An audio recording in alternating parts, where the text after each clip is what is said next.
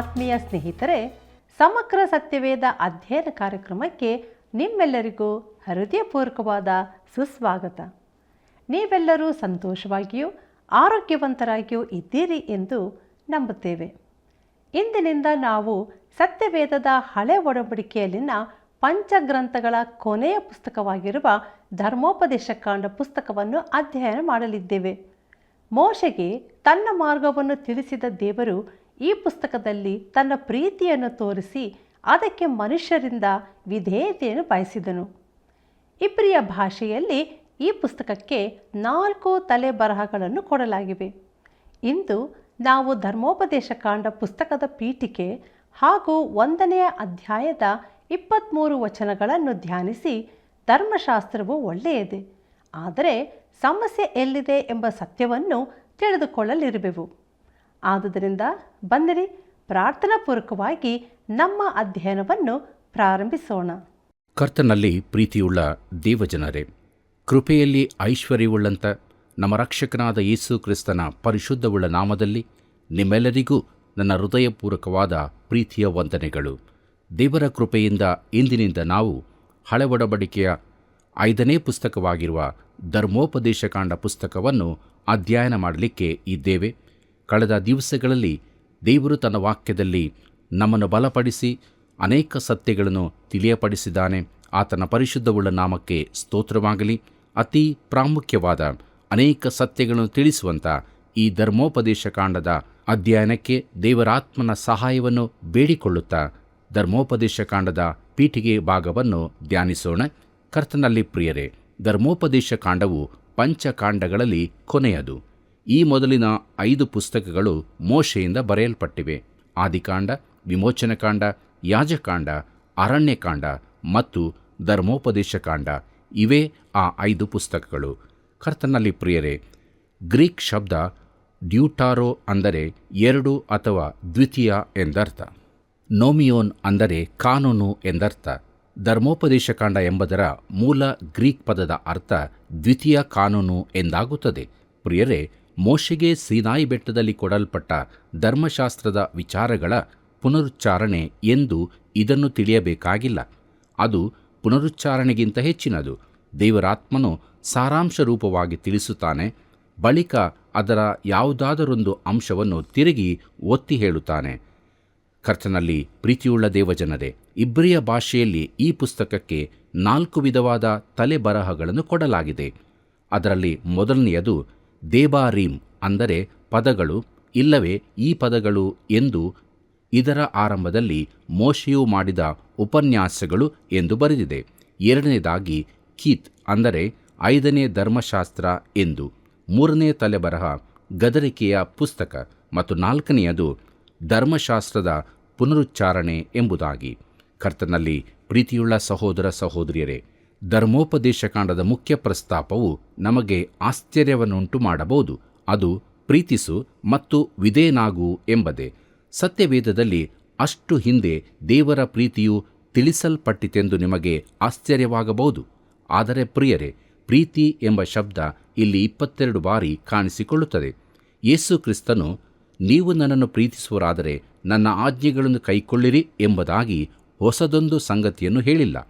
ವಿಧೇಯತೆಯು ದೇವರ ಪ್ರೀತಿಗೆ ಮಾನವನ ಪ್ರತಿಕ್ರಿಯೆಯಾಗಿದೆ ಎಂದು ಈ ಪುಸ್ತಕ ನಮಗೆ ಕಲಿಸುತ್ತದೆ. ಇದು ಸುವಾರ್ತೆಯಲ್ಲ, ಆದರೆ ಸುವಾರ್ತೆಯ ವಿಶೇಷ ಸೂತ್ರವನ್ನು ಇಲ್ಲಿ ನಾವು ಕಾಣಬಹುದು. ಪ್ರಿಯರೇ, ಧರ್ಮಶಾಸ್ತ್ರವು ಒಳ್ಳೆಯದು ಎಂಬುದನ್ನು ನಾವು ತಿಳಿದುಕೊಳ್ಳತಕ್ಕದ್ದು.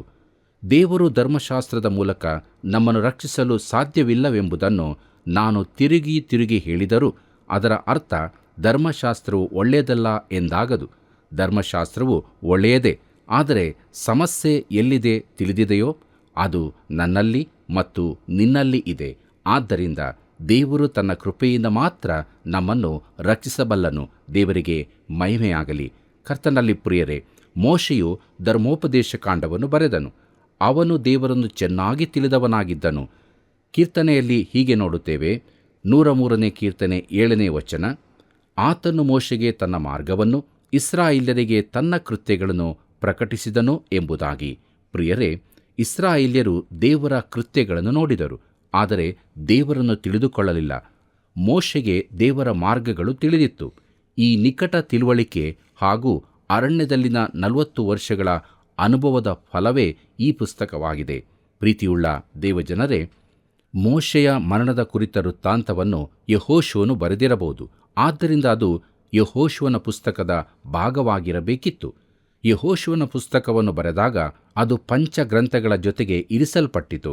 ಅದನ್ನು ಒಟ್ಟಾಗಿ 6 ಗ್ರಂಥಗಳು ಎಂದು ಕರೆಯುತ್ತಿದ್ದರು. ಕರ್ತನಲ್ಲಿ ಪ್ರಿಯರೇ, ಧರ್ಮೋಪದೇಶಕಾಂಡ ಗ್ರಂಥದ ಗ್ರಂಥಕರ್ತನು ಯಾರೆಂದು ಟೀಕಾಕಾರರು ಪ್ರಶ್ನಿಸುತ್ತಿದ್ದಾರೆ. ಒಂದು ಟೀಕೆಯೆಂದರೆ, ಮೋಶೆಯ ಕಾಲದಲ್ಲಿ ಬರೆಯುವಂತಹದ್ದು ಇಲ್ಲದರಿಂದ ಅವನು ಇದನ್ನು ಬರೆದಿರಲಿಕ್ಕಿಲ್ಲ ಎನ್ನುವುದು. ಆದರೆ ಅದು ತಿರಸ್ಕೃತವಾಗಿದೆ. ಯಾಕಂದರೆ ಮೋಶೆಯ ಕಾಲಕ್ಕಿಂತಲೂ ಬಹು ಹಿಂದೆಯೇ ಬರವಣಿಗೆಯು ಇತ್ತು ಎಂದು ಈಗ ತಿಳಿದು ಬಂದಿದೆ. ಇನ್ನು ಕೆಲವರು ಯೆರೂಸಲೇಮಿನ ಯಾಜಕತ್ವದ ವೈಭೀಕರಣಕ್ಕಾಗಿ ಇದನ್ನು ಬರೆದಿದ್ದಾರೆ ಎನ್ನುತ್ತಾರೆ. ಆದರೆ ಈ ಪುಸ್ತಕದಲ್ಲಿ ಎಲ್ಲಿಯೂ ಅದರ ಕುರಿತ ಪ್ರಸ್ತಾಪವೇ ಇರುವುದಿಲ್ಲ. ಆದರೆ ಆಶ್ಚರ್ಯವೆಂದರೆ, ಜರ್ಮನಿಯ ವಿಶ್ವವಿದ್ಯಾಲಯಗಳಲ್ಲಿ ಹುಟ್ಟಿಕೊಂಡ ಈ ತತ್ವವನ್ನು ಅಮೆರಿಕದ ಸೆಮಿನರಿಗಳಲ್ಲಿ ಈಗಲೂ ಕಲಿಸುತ್ತಿದ್ದಾರೆ ಎಂಬುದೇ. ಕರ್ತನಲ್ಲಿ ಪ್ರಿಯರೇ, ಮೋಶೆಗೆ ಸಿನಾಯಿ ಬೆಟ್ಟದಲ್ಲಾದ ಅನುಭವಗಳ ಕುರಿತಾಗಿ ಏನೂ ತಿಳಿದಿರದ ಹೊಸ ಜನಾಂಗಕ್ಕೆ ಧರ್ಮೋಪದೇಶ ಕಾಂಡವು ಕೊಡಲ್ಪಟ್ಟಿದೆ. ಈ ಹೊಸ ಜನಾಂಗ ಯೋರ್ದಾನ್ ಹೊಳೆಯ ಪೂರ್ವ ಭಾಗಕ್ಕೆ ಬಂದಿದ್ದರು. ವಾಗ್ದಾತ ದೇಶದೊಳಕ್ಕೆ ಅವರು ಪ್ರವೇಶಿಸಲು ಇನ್ನೂ 1 ತಿಂಗಳ ಕಾಲವಿತ್ತು. ಐಗುಪ್ತವನ್ನು ಬಿಡುವಾಗ ಇದ್ದ ಪ್ರಾಯಸ್ಥರೆಲ್ಲರೂ ಸತ್ತಿದ್ದರು. ಅವರ ಅಪನಂಬಿಕೆ, ಅವಿಧೇಯತೆಗಳಿಂದಾಗಿ ಅವರ ಶವಗಳು ಅರಣ್ಯದಲ್ಲೇ ಬೀಳುವಂತಾಯಿತು. ಅವರು ದೇವರ ನಿಯಮಗಳನ್ನು ಮೀರಿದರು, ಕೃತ್ಯದಿಂದ ಪಾಪ ಮಾಡಿದರು, ದೇವರನ್ನು ನಂಬಲಿಲ್ಲ, ಮಾಡಬೇಕಾದುದನ್ನು ಮಾಡದೇ ಬಿಟ್ಟರು. ಅಪನಂಬಿಕೆಯು ಪಾಪವಾಗಿದೆ. ಶರೀರಭಾವದ ಕಾರಣದಿಂದಾಗಿ ಧರ್ಮಶಾಸ್ತ್ರವು ಬಲಹೀನವಾಗಿತ್ತು. ಶರೀರವು ಕೆಟ್ಟದಾಗಿತ್ತು, ಈಗಲೂ ಅದು ಕೆಟ್ಟದಾಗಿಯೇ ಇದೆ. ಆದ್ದರಿಂದ ದೇವರು ನಮ್ಮನ್ನು ರಕ್ಷಿಸಲು ಬೇರೆಯೇ ಮೂಲವನ್ನು ಆರಿಸಿಕೊಂಡನು. ಕರ್ತನಲ್ಲಿ ಪ್ರೀತಿಯುಳ್ಳ ಸಹೋದರ ಸಹೋದರಿಯರೇ, ಈಗ ಪ್ರೌಢಾವಸ್ಥೆಗೆ ಬಂದಿರುವ ಹೊಸ ಜನಾಂಗಕ್ಕೆ ಅರಣ್ಯದಲ್ಲಿನ ತಮ್ಮ 38 ವರ್ಷಗಳ ಅನುಭವದ ಬೆಳಕಿನಲ್ಲಿ ಧರ್ಮಶಾಸ್ತ್ರವನ್ನು ವಿವರಿಸುವ ಅಗತ್ಯತೆ ಇತ್ತು. ಧರ್ಮಶಾಸ್ತ್ರದಲ್ಲಿ ಸ್ಪಷ್ಟವಾಗಿ ತಿಳಿಸಿರದ ಹೊಸ ಸಮಸ್ಯೆಗಳು ಎದುರಾದವು. ಅಲ್ಲದೆ ಅವರು ತಮ್ಮ ಮಕ್ಕಳಿಗೆ ಧರ್ಮಶಾಸ್ತ್ರವನ್ನು ಸತತವಾಗಿ ಕಲಿಸುತ್ತಾ ಬರಬೇಕೆಂದು ದೇವರು ಹೇಳಿದ್ದಾನೆ. ಆಧುನಿಕ ಮನೆಗಳಲ್ಲಿ ಇದು ಒಂದು ಬದಿಗಿರಿಸಿದ ಸಂಗತಿಯಾಗಿದೆ. ಶಾಲೆಯು, ಸಭೆಯು ನಮ್ಮ ಕರ್ತವ್ಯಗಳಲ್ಲಿ ಸೋತಿವೆ ಎಂದು ಹೇಳುತ್ತಾರೆ. ಇದನ್ನು ನಾನು ಒಪ್ಪುತ್ತೇನೆ. ಆದರೆ ನಿಜವಾದ ಸೋಲು ಮನೆಯಿಂದಲೇ ಆಗಿದೆ. ಅಲ್ಲಿಂದಲೇ ಈ ಕಲಿಸುವ ಕ್ರಿಯೆ ಆರಂಭವಾಗಬೇಕಿತ್ತು. ಹೌದಲ್ಲ ಪ್ರಿಯರೇ? ನಾವು ಸೋತದ್ದು ನಿಜವಲ್ಲವೋ? ಪ್ರೀತಿಯುಳ್ಳ ಸಹೋದರ ಸಹೋದರಿಯರೇ, ತನ್ನ ಮರಣದ ಮೂಲಕ ನಾಯಕತ್ವವನ್ನು ತ್ಯಜಿಸುವ ಮೊದಲು ಈ ನವ ಜನಾಂಗಕ್ಕೆ ಮೋಶೆಯು ಅಂತಿಮ ಸೂಚನೆಗಳನ್ನು ಕೊಡುತ್ತಾನೆ. ಅರಣ್ಯ ಮಾರ್ಗದ ಅನುಭವಗಳನ್ನು ಪುನರ್ವಿಮರ್ಶಿಸುತ್ತಾನೆ. ಧರ್ಮಶಾಸ್ತ್ರದ ಕೆಲವು ವಿಚಾರಗಳನ್ನು ಪುನಃ ಒತ್ತಿ ಹೇಳುತ್ತಾನೆ. ವಾಗ್ದಾತ ದೇಶದ ಸಂಬಂಧವಾಗಿ ದೇವರು ತನ್ನೊಂದಿಗೆ ಮಾಡಿಕೊಂಡ ಪ್ಯಾಲೆಸ್ತೀನ್ ಒಡಂಬಡಿಕೆಯ ಬೆಳಕಿನಲ್ಲಿ ಅವರು ಅನುಸರಿಸಬೇಕಾದ ಭವಿಷ್ಯದ ದಾರಿಯನ್ನು ಪ್ರಕಟಿಸುತ್ತಾನೆ. ಮೋಶೆಯ ಧರ್ಮಶಾಸ್ತ್ರವು ಒಂದು ಜನಾಂಗಕ್ಕೆ ಮಾತ್ರವಲ್ಲ, ಒಂದು ದೇಶಕ್ಕೂ ಕೊಡಲ್ಪಟ್ಟಿದೆ ಎಂದು ನಾವು ನೋಡಲಿದ್ದೇವೆ. ಕರ್ತನಲ್ಲಿ ಪ್ರಿಯರೇ, ಕೊನೆಗೆ ಮೋಶೆ ನೂತನ ಗೀತೆಯನ್ನು ಅವರಿಗೆ ಕಲಿಸುತ್ತಾನೆ. 12 ಕುಲಗಳನ್ನು ಆಶೀರ್ವದಿಸುತ್ತಾನೆ. ಮರಣಕ್ಕೆ ತನ್ನನ್ನು ಸಿದ್ಧ ಮಾಡಿಕೊಳ್ಳುತ್ತಾನೆ. ಚರಮಗೀತೆಯೊಂದಿಗೆ ಮೋಶೆ ಧರ್ಮೋಪದೇಶ ಕಾಂಡವನ್ನು ಅಂತ್ಯಗೊಳಿಸುತ್ತಾನೆ. ಕರ್ತನಲ್ಲಿ ಪ್ರಿಯರೇ, ಈ ಧರ್ಮೋಪದೇಶ ಕಾಂಡದ 8 ಉಪನ್ಯಾಸಗಳು ಯಾವುದೆಂದರೆ, ಮೊದಲನೆಯದು 1ನೇ ಅಧ್ಯಾಯ 6ನೇ ವಚನದಿಂದ 4ನೇ ಅಧ್ಯಾಯ 40ನೇ ವಚನದವರೆಗೆ, ಎರಡನೆಯದು 4ನೇ ಅಧ್ಯಾಯ 44ನೇ ವಚನದಿಂದ 26ನೇ ಅಧ್ಯಾಯ 19ನೇ ವಚನದವರೆಗೆ, ಮೂರನೆಯದು 29ನೇ ಅಧ್ಯಾಯಗಳು, ನಾಲ್ಕನೆಯದು 30ನೇ ಅಧ್ಯಾಯಗಳು, 5ನೆಯದು 31ನೇ ಅಧ್ಯಾಯದ ಮೊದಲಿನ 13 ವಚನಗಳು, 6ನೆಯದು 32ನೇ ಅಧ್ಯಾಯ ಅಂದರೆ ಮೋಶೆಯ ಗೀತೆ, 7ನೆಯದು 33ನೇ ಅಧ್ಯಾಯ ಮತ್ತು ಕೊನೆಯ ಉಪನ್ಯಾಸ 8ನೆಯದು 34ನೇ ಅಧ್ಯಾಯ. ಪ್ರೀತಿಯುಳ್ಳ ದೇವಜನರೇ, ಮುಂದಕ್ಕೆ ನಾವು ಧರ್ಮೋಪದೇಶ ಕಾಂಡದ ರೂಪರೇಖೆಗಳನ್ನು ನೋಡೋಣ. ಮೊದಲನೆಯದು ಪ್ರಯಾಣದ ಪುನರ್ವಿಮರ್ಶೆ, 1ರಿಂದ 4 ಅಧ್ಯಾಯಗಳು. ಎರಡನೆಯದು ಧರ್ಮಶಾಸ್ತ್ರದ ಪುನರುಚ್ಚಾರಣೆ, ಪ್ರೀತಿ ಮತ್ತು ವಿಧೇಯತೆ, 5ರಿಂದ 26 ಅಧ್ಯಾಯಗಳು. ಅವುಗಳಲ್ಲಿ ಪುನರುಚ್ಚಾರಣೆ ಹಾಗೂ ಅರ್ಥ ವಿವರಣೆ, ದಶಾಜ್ಞೆಗಳದ್ದು 5ರಿಂದ 7ನೇ ಅಧ್ಯಾಯ, ಎರಡನೇದು ಧಾರ್ಮಿಕ ಹಾಗೂ ಜನಾಂಗದ ನಿಯಮಗಳು 8ರಿಂದ 21ನೇ ಅಧ್ಯಾಯದವರೆಗೆ. ಮುಂದಕ್ಕೆ ನಾವು ನೋಡುತ್ತೇವೆ ದೇವರ ಹಿಂದಿನ ನಡೆಗಳು, ಭವಿಷ್ಯದ ಭರವಸೆಗಳು 8ನೇ ಅಧ್ಯಾಯ. ದೇವರು ಇಸ್ರಾಯೇಲ್ಯರನ್ನು ತಿಳಿದಿದ್ದಾನೆ, ಹಿಂದಿನದು ಉತ್ತಮವಾಗಿಲ್ಲ 9ನೇ ಅಧ್ಯಾಯ. ಮೂರನೆಯದು ದೇವರು ಇಸ್ರಾಯೇಲ್ಯರನ್ನು ಐಗುಪ್ತಕ್ಕೆ ಕಳುಹಿಸಿದನು, ಐಗುಪ್ತದಿಂದ ಹೊರಗೆ ಕರೆತಂದನು 10ನೇ ಅಧ್ಯಾಯ. 4ನೇದು ನೋಡುತ್ತೇವೆ ವಾಗ್ದಾತ ದೇಶವು ಐಗುಪ್ತದಂತಲ್ಲ, ವಾಸಕ್ಕೆ ನಿಯಮಗಳು 11ನೇ ಅಧ್ಯಾಯ. 5ನೇದು ಇಸ್ರಾಯೇಲ್ಯರಿಗೆ ದೇಶದಲ್ಲಿ ಒಂದೇ ಆರಾಧನಾ ಸ್ಥಳವಿರಬೇಕು 12ನೇ ಅಧ್ಯಾಯ. 6ನೇದು ಸುಳ್ಳು ಪ್ರವಾದಿಗಳ ಪರೀಕ್ಷೆಯು, ಎಚ್ಚರಿಕೆಯು, ಸುಳ್ಳು ದೇವರುಗಳು 13ನೇ ಅಧ್ಯಾಯ. 7ನೇದಾಗಿ ನೋಡುತ್ತೇವೆ ಇಸ್ರಾಯೇಲ್ಯರಿಗೆ ಆಹಾರ, ಇದು 14ನೇ ಅಧ್ಯಾಯದಲ್ಲಿದೆ. 8ನೇದು ಬಡವರಿಗೆ ದೇವರ ಯೋಜನೆ, ಶಾಶ್ವತ ಗುಲಾಮತನ, ಕ್ರಿಸ್ತನೇ ಪರಿಪೂರ್ಣ ಪ್ರಾಯಶ್ಚಿತ್ತ ಯಜ್ಞ 15ನೇ ಅಧ್ಯಾಯ. 9ನೇದು 3 ಪ್ರಮುಖ ಹಬ್ಬಗಳು, ಎಲ್ಲ ಪುರುಷರು ಭಾಗವಹಿಸಬೇಕಾದದ್ದು, ಪಸ್ಕ ಹಬ್ಬ, ಪಂಚಾಶತಮ ಹಬ್ಬ, ಪರ್ಣಕುಟೀರಗಳ ಹಬ್ಬ 16ನೇ ಅಧ್ಯಾಯದಲ್ಲಿ ನೋಡುತ್ತೇವೆ. 10ನೇದು ಇತರ ನಿಯಮಗಳು 17ನೇ ಅಧ್ಯಾಯದಲ್ಲಿ ಬರೆಯಲ್ಪಟ್ಟಿದೆ. 11ನೇದು ಯಾಜಕರು, ಪ್ರವಾದಿಗಳು, ನಿಜವಾದ ಪ್ರವಾದಿಯ ಪರೀಕ್ಷೆ 18ನೇ ಅಧ್ಯಾಯ. 12ನೇದು ಆಶ್ರಯ ಊರುಗಳು, ಸ್ಥಳದ ವಿಸ್ತಾರ, ನಿಯಮದ ಮಿತಿಗಳು 19ನೇ ಅಧ್ಯಾಯದಲ್ಲಿ ಬರೆಯಲ್ಪಟ್ಟಿದೆ. 13ನೇದು ಯುದ್ಧದ ಕುರಿತ ಕಾನೂನುಗಳು 20ನೇ ಅಧ್ಯಾಯ. 14ನೇದು ಕೊನೆ, ವಿವಾಹ, ದುಷ್ಟಪುತ್ರ ಇವರ ಕುರಿತ ನಿಯಮಗಳು 21ನೇ ಅಧ್ಯಾಯ. ಕೌಟುಂಬಿಕ ಹಾಗೂ ವೈಯಕ್ತಿಕ ಸಂಬಂಧಗಳ ನಿಯಮಗಳು 22ರಿಂದ 26ನೇ ಅಧ್ಯಾಯದಲ್ಲಿ ಬರೆಯಲ್ಪಟ್ಟಿದೆ. ಅವುಗಳಲ್ಲಿ ನಾವು ನೋಡುತ್ತೇವೆ ಸಹೋದರ ಸಂಬಂಧ, ಬಟ್ಟೆ ಧರಿಸುವುದು, ಕಟ್ಟಡ ಕಟ್ಟುವ ಕುರಿತು, ಬೀಜ ನೆಡುವ ಕುರಿತು, ವಿವಾಹದ ಕುರಿತಾದ ನಿಯಮಗಳು, ಇವುಗಳು 22ನೇ ಅಧ್ಯಾಯದಲ್ಲಿ ಬರುತ್ತದೆ. ಲೋಕ, ಶರೀರಭಾವ, ಸೈತಾನನು 23ನೇ ಅಧ್ಯಾಯದಲ್ಲಿ ಕಂಡುಬರುತ್ತದೆ. ವಿವಾಹ ವಿಚ್ಛೇದನ 24ನೇ ಅಧ್ಯಾಯದಲ್ಲಿ ವಿವರಿಸಲ್ಪಟ್ಟಿದೆ. ಅಪರಾಧಿಗೆ ಶಿಕ್ಷೆ, ವಿಧವೆಯ ಸಂರಕ್ಷಣೆ, ಅಪರಾಧಗಳಿಗೆ ಶಿಕ್ಷೆ, ಅಮಲೇಖರಿಗಾದ ದಂಡನೆ 25ನೇ ಅಧ್ಯಾಯದಲ್ಲಿ ನೋಡುತ್ತೇವೆ. ಪ್ರಥಮ ಫಲಗಳು, ಕೃತಜ್ಞತಾರ್ಪಣೆ 26ನೇ ಅಧ್ಯಾಯದಲ್ಲಿ ನೋಡುತ್ತೇವೆ. ಮುಂದಕ್ಕೆ ನಾವು ನೋಡುತ್ತೇವೆ ಸ್ವದೇಶದಲ್ಲಿನ ಭವಿಷ್ಯ ಜೀವನದ ಕುರಿತು, ಆಶೀರ್ವಾದ ಹಾಗೂ ಶಾಪಗಳು 27ನೇ ಅಧ್ಯಾಯದಿಂದ 30ನೇ ಅಧ್ಯಾಯದವರೆಗೆ. ಕೊನೆಯದಾಗಿ ನೋಡುತ್ತೇವೆ ಮೋಶೆಗೆ ಚರಮಗೀತೆ 31ನೇ ಅಧ್ಯಾಯದಿಂದ 34ನೇ ಅಧ್ಯಾಯದವರೆಗೆ. ಕರ್ತನಲ್ಲಿ ಪ್ರಿಯರೇ, ಇಲ್ಲಿಯವರೆಗೆ ಧರ್ಮೋಪದೇಶ ಕಾಂಡದ ರೂಪರೇಖೆಗಳನ್ನು ನಾವು ನೋಡಿದೆವು.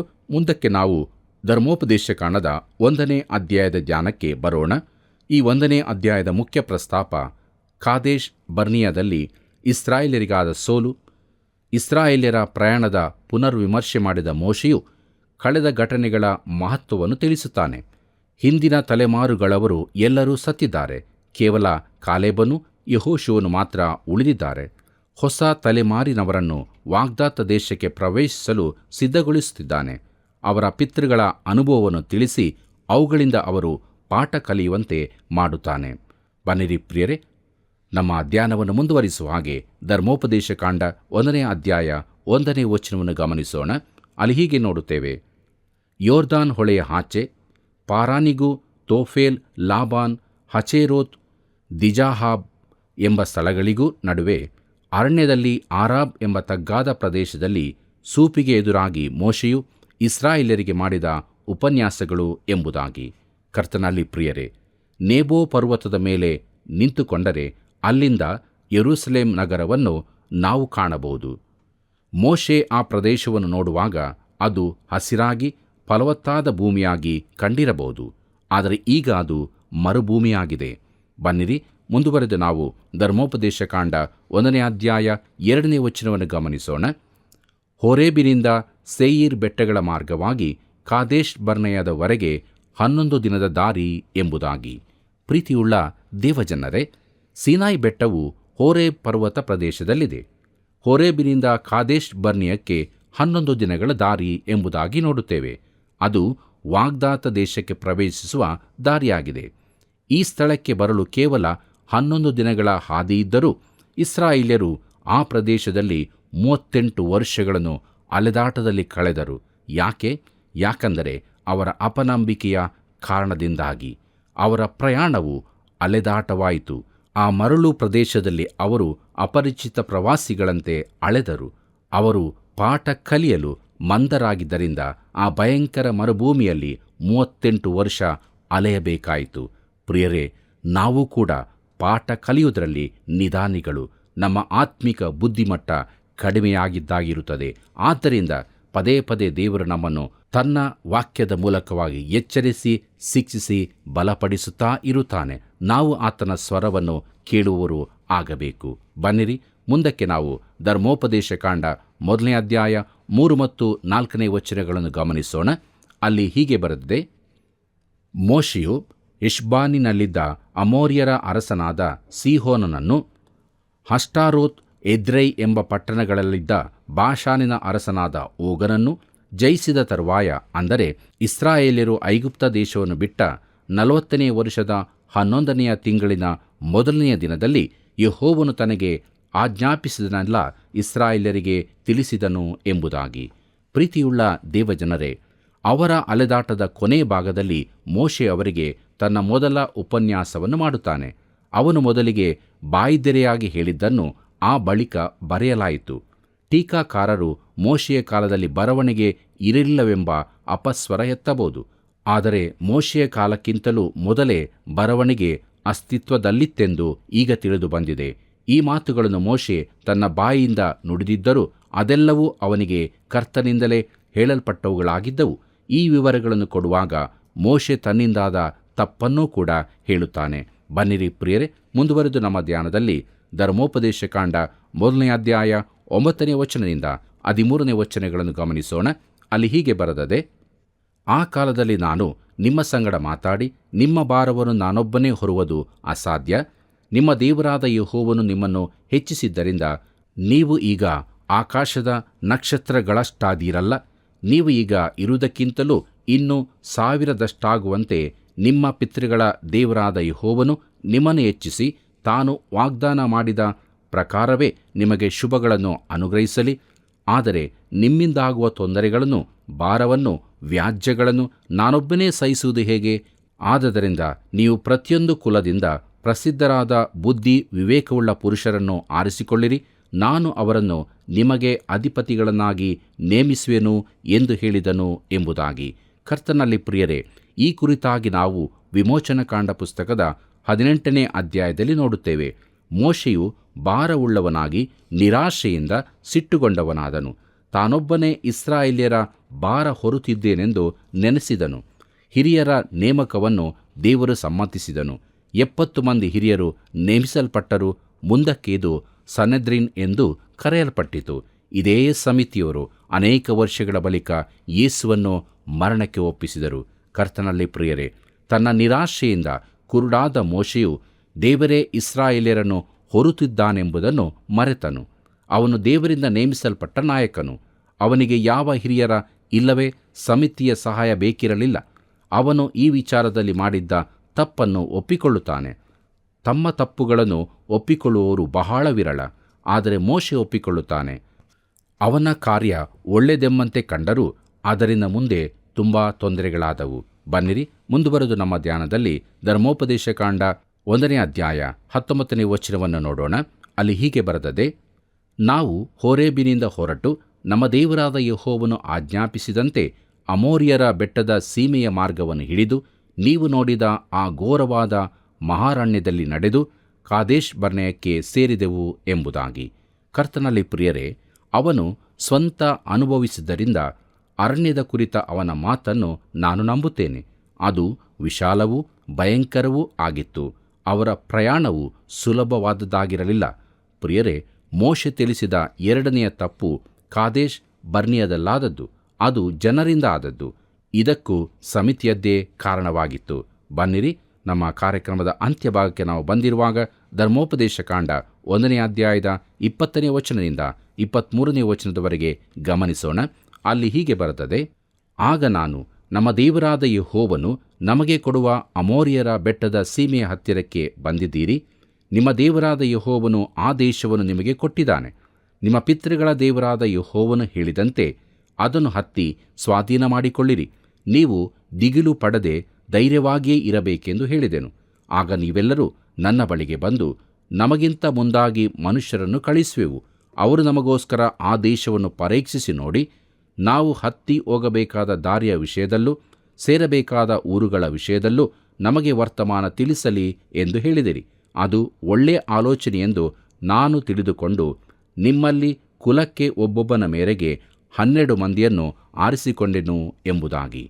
ಪ್ರೀತಿಯುಳ್ಳ ಸಹೋದರ ಸಹೋದರಿಯರೇ, ಮತ್ತೊಮ್ಮೆ ಅದೇ ತಪ್ಪು. ದೇಶವನ್ನು ಸುತ್ತಿ ನೋಡುವುದಕ್ಕಾಗಿ ಒಂದು ಸಮಿತಿಯ ನೇಮಕ.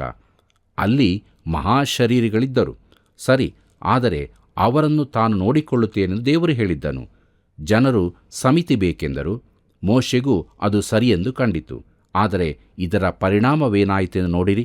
ಇದರಿಂದಾಗಿ ಮುಂದೆ ಅವರು ಅರಣ್ಯದಲ್ಲಿ ಅಲೆದಾಡಬೇಕಾಯಿತು. ಪ್ರೀತಿಯುಳ್ಳ ದೇವಜನರೇ, ಇದೆಲ್ಲದರ ಮೂಲ ಸಮಸ್ಯೆ ಅಪನಂಬಿಕೆಯಾಗಿತ್ತು. ಅದು ಉತ್ತಮ ದೇಶವಾಗಿತ್ತೆಂದು ದೇವರು ಹೇಳಿದ್ದನು. ದೇಶ ಸಂಚರಿಸಿದವರು ಅದು ಉತ್ತಮ ದೇಶವೆಂದು ಒಪ್ಪಿಕೊಂಡರು.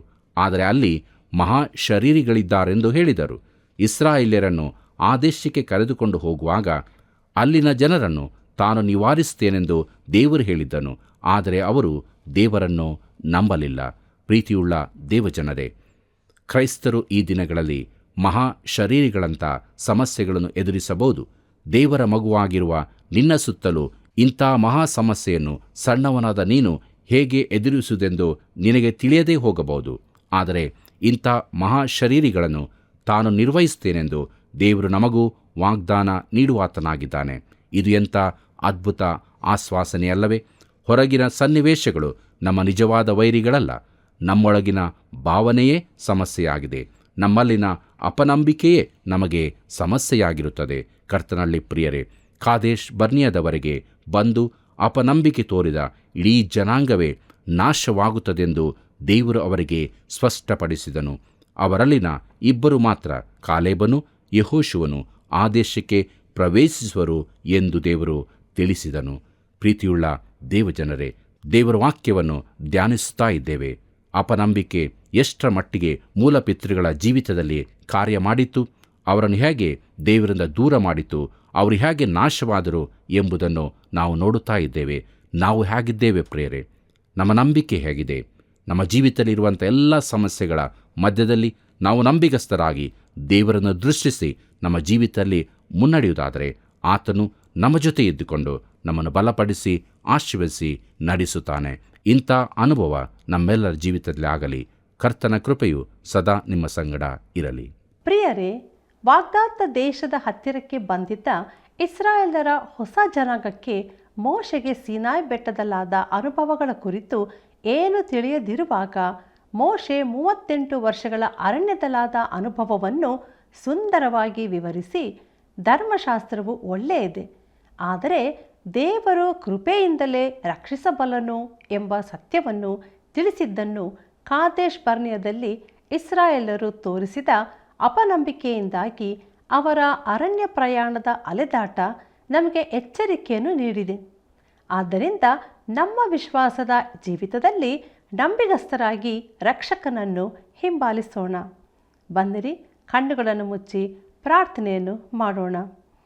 ಪ್ರೀತಿಯುಳ್ಳ ನಮ್ಮ ತಂದೆಯಾದ ದೇವರೇ, ಇಷ್ಟೊಂದು ಒಳ್ಳೆಯ ಸಮಯವನ್ನು ನಮಗೆ ಅನುಗ್ರಹಿಸಿಕೊಟ್ಟಿದ್ದಿ. ಈ ನಮ್ಮ ಕಾರ್ಯಕ್ರಮವನ್ನು ವೀಕ್ಷಿಸ್ತಿರುವಂಥ ಪ್ರತಿ ಒಬ್ಬೊಬ್ಬ ಸಹೋದರ ಸಹೋದರನ್ನು ಆಶೀರ್ವದಿಸು, ಅವರ ಕುಟುಂಬಗಳನ್ನು ಆಶೀರ್ವದಿಸು. ವಿಧೇಯತೆಯನ್ನು ನೀನು ಕಲಿಸುತ್ತಾ ನಿನ್ನ ವಾಕ್ಯ ಮಾರ್ಗದರ್ಶನವನ್ನು ಕೊಟ್ಟು ನಡೆಸಬೇಕೆಂದು ಯೇಸು ಕ್ರಿಸ್ತನ ಮಹಿಮೆಯ ನಾಮದಲ್ಲಿ ಬೇಡಿದ್ದೇವೆ ತಂದೆಯೇ, ಆಮೇನ್. ಪ್ರಿಯರೇ, ಸತ್ಯವೇದ ಅಧ್ಯಯನವು ನಿಮಗೆ ಪ್ರಿಯವಾಗಿದೆಯೋ? ನೀವು ಮಿಸ್ ಕಾಲ್ ಕೊಡಲು ಮರೆತಿರುವುದಾದರೆ ಹಿಂದೆ ನಮಗೊಂದು ಕರೆ ಮಾಡಿರಿ. ಸೇವೆಯನ್ನು ಬೆಂಬಲಿಸಿರಿ. ತಿರುಗಿ ಭೇಟಿಯಾಗೋಣ. ವಂದನೆಗಳು.